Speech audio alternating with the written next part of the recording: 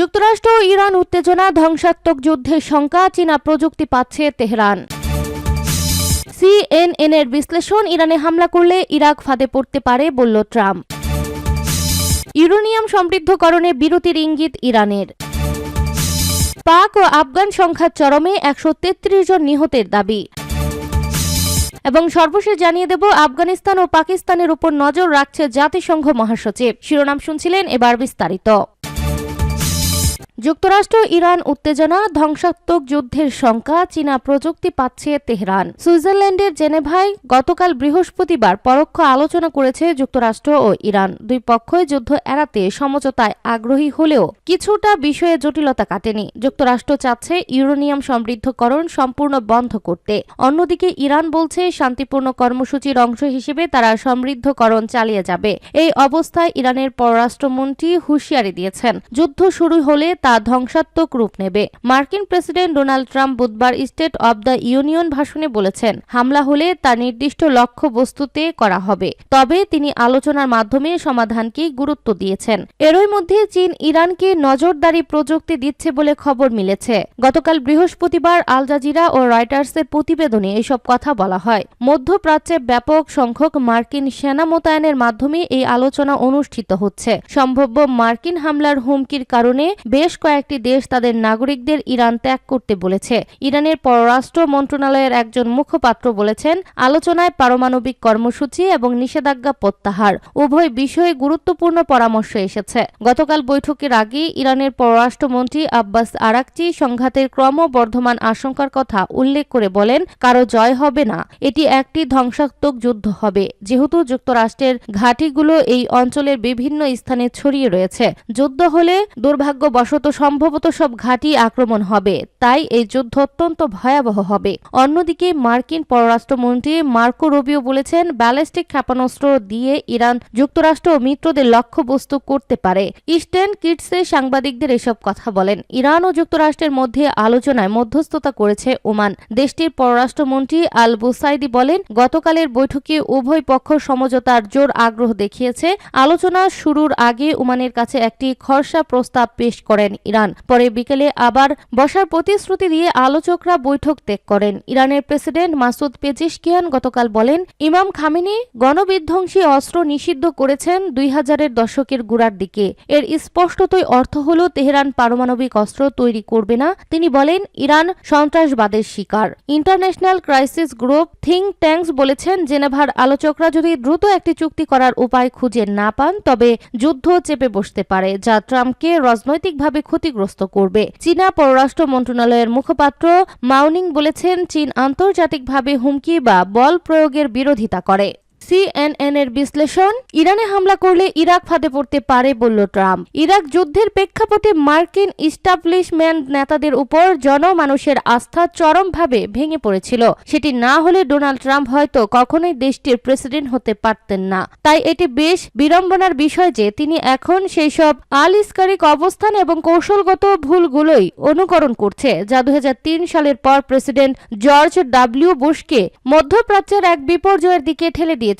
খবর অনুযায়ী ইরানে হামলা চালানো হবে কিনা সে বিষয়ে ট্রাম্প এখনো কোনো চূড়ান্ত সিদ্ধান্ত নেননি। কিন্তু বর্তমানে ওই অঞ্চলে তার বিশাল নৌ ও বিমান বাহিনীর উপস্থিতি প্রেসিডেন্ট সাদ্দাম হোসেনকে উৎখাত করা ইরাক আক্রমণের পর থেকে সবথেকে বড় সামরিক সমাবেশ। এটি 26 ফেব্রুয়ারি জেনেভায় পুনরায় শুরু হতে যাওয়া সংকটকালীন আলোচনায় ইরানকে পিছু হটতে বাধ্য করার জন্য একটি বাড়তি চাপ হিসেবে কাজ করতে পারে। কিন্তু বিশাল কোনো কূটনৈতিক সাফল্য ছাড়া এক রাউন্ড গুলি না চালিয়েই এমন এক বিশাল বাহিনীকে দেশে ফিরিয়ে আনা ট্রাম্পের মর্যাদাকে ক্ষুণ্ণ করবে। ট্রাম্প প্রশাসন গড়ে উঠেছিল মাগা তথা আমেরিকাকে আবার সেরা করার আন্দোলনের উপর ভিত্তি করে, যাদের বিদেশি যুদ্ধে জড়ানোর প্রতি এক ধরনের চরম অনীহা আছে। সম্ভবত এ কারণেই তারা যে যুদ্ধের হুমকি দিচ্ছে তার পক্ষে এখন পর্যন্ত কোনো সুসংহত যুক্তি তুলে ধরতে পারেনি। তবে এই পদ্ধতির নেতিবাচক দিকটি হল, আমেরিকার সামরিক বাহিনী যুদ্ধের জন্য প্রস্তুত থাকলেও সাধারণ জনগণ মোটেও প্রস্তুত নয়।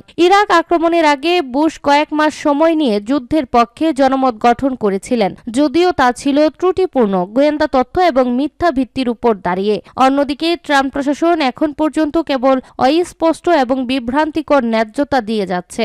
ইউরেনিয়াম সমৃদ্ধকরণে বিরতির ইঙ্গিত ইরানের। ইরান যুক্তরাষ্ট্রের সঙ্গে আস্থা গড়ে তুলতে উচ্চ মাত্রার ইউরেনিয়াম সমৃদ্ধকরণ সাময়িকভাবে স্থগিত রাখতে পারে বলে ইঙ্গিত দিয়েছে দেশটির সাবেক কৌশলগত বিষয়ক উপ সহসভাপতি সাসান কারিমি। বৃহস্পতিবার কাতার ভিত্তিক সংবাদ মাধ্যম আল জাজিরাকে দেওয়া সাক্ষাৎকারে তিনি বলেন, ইউরেনিয়াম সমৃদ্ধকরণ ইস্যুতে ইরানের কিছুটা কৌশলগত সুবিধা রয়েছে। তেহরান ও ওয়াশিংটনের মধ্যে একটি অভিন্ন অবস্থান আছে।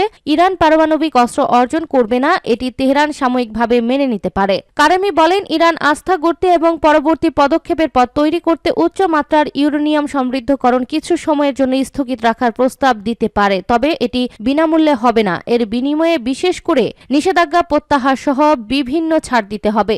ইরানের ক্ষেপণাস্ত্র কর্মসূচির প্রসঙ্গে তিনি বলেন, এটি কোনো আলোচনার টেবিলে তোলা যাবে না, বিশেষ করে অঞ্চলে যুক্তরাষ্ট্রের সামরিক উপস্থিতি বৃদ্ধির প্রেক্ষাপটে। তার ভাষ্য, বিশ্বের অন্য যে কোনো স্বাভাবিক দেশের মতোই ইরানও প্রচলিত সামরিক সক্ষমতা থাকা উচিত, যাতে প্রয়োজন হলে পাল্টা জবাব দিতে পারে। এদিকে পারমাণবিক চুক্তি নিয়ে তৃতীয় দফা পরোক্ষ আলোচনায় বসেছে যুক্তরাষ্ট্র ও ইরান। প্রথম দফার রুদ্ধশ্বাস আলোচনা ইতিমধ্যে শেষ হয়েছে, দীর্ঘ দফার অপেক্ষায় রয়েছে নেতারা। তবে এই আলোচনার আগেই ইরানকে কঠোর হুঁশিয়ারি দিয়েছে যুক্তরাষ্ট্র।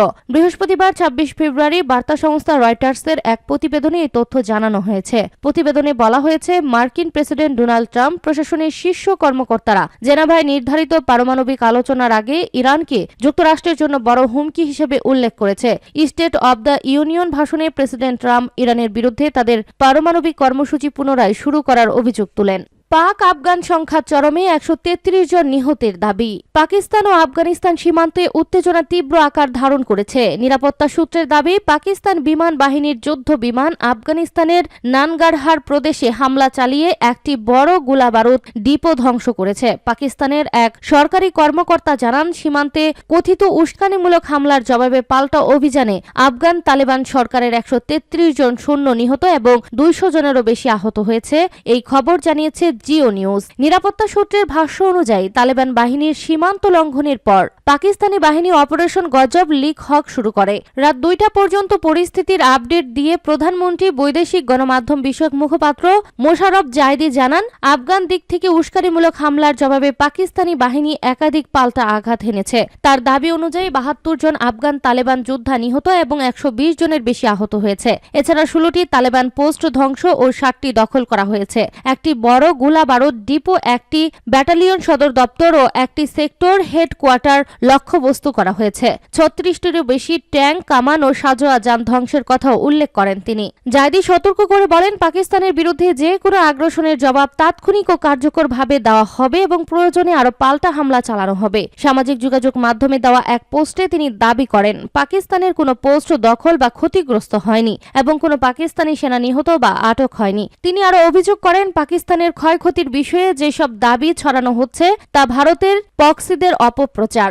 আফগানিস্তান ও পাকিস্তানের উপর নজর রাখছে জাতিসংঘ মহাসচিব। জাতিসংঘের মহাসচিব অ্যান্তোনিও গুতেরেস আফগানিস্তান ও পাকিস্তানের সীমান্তবর্তী এলাকায় চলমান সংঘর্ষের ঘটনায় গভীর উদ্বেগ প্রকাশ করেছেন। তার মুখপাত্র স্টেফান দুজারিকের মাধ্যমে প্রকাশিত এক বিবৃতিতে তিনি উভয় দেশকে আন্তর্জাতিক আইন ও মানবিক আইনের প্রতি কঠোরভাবে শ্রদ্ধাশীল থাকার আহ্বান জানিয়েছেন। বিবৃতিতে গুতেরেস বলেন, সীমান্তে সংঘর্ষের তীব্রতা বৃদ্ধি পাওয়ায় বেসামরিক নাগরিকদের নিরাপত্তা ও সুরক্ষা নিশ্চিত করা এখন সবচেয়ে জরুরি। তিনি উভয় পক্ষকে অবিলম্বে উত্তেজনা হ্রাস করে সংলাপের পথে ফিরে আসার আহ্বান জানান। সাম্প্রতিক সময়ে আফগানিস্তান পাকিস্তান সীমান্তে ড্রোন হামলা, গোলাগুলি ও অন্যান্য সংঘর্ষের ঘটনা বেড়েছে। এসব ঘটনায় বেসামরিক নাগরিক সহ উভয় পক্ষের সেনা সদস্য নিহত ও আহত হয়েছেন। কিন্তু বৃহস্পতিবার ২৬ ফেব্রুয়ারি পাল্টাপাল্টি হামলা সব মাত্রা ছাড়িয়ে গেছে। জাতিসংঘ মহাসচিবের এই বিবৃতি এই সংঘাতকে নিয়ন্ত্রণে আনার জন্য আন্তর্জাতিক সম্প্রদায়ের প্রচেষ্টাকে আরো জোরদার করার ইঙ্গিত দিচ্ছে। এদিকে আফগানিস্তানের তালেবান কর্তৃপক্ষ ও পাকিস্তান সরকার উভয়ই একে অপরকে সীমান্ত অস্থিরতার জন্য দায়ী করছে। জাতিসংঘের পক্ষ থেকে বলা হয়েছে, পরিস্থিতি নিবিড়ভাবে পর্যবেক্ষণ করা হচ্ছে এবং প্রয়োজনে আরও পদক্ষেপ নেওয়া হবে। যদি সংঘাত আরও বাড়তে থাকে তাহলে আঞ্চলিক নিরাপত্তা ও মানবিক সংকট আরও গভীর হতে পারে।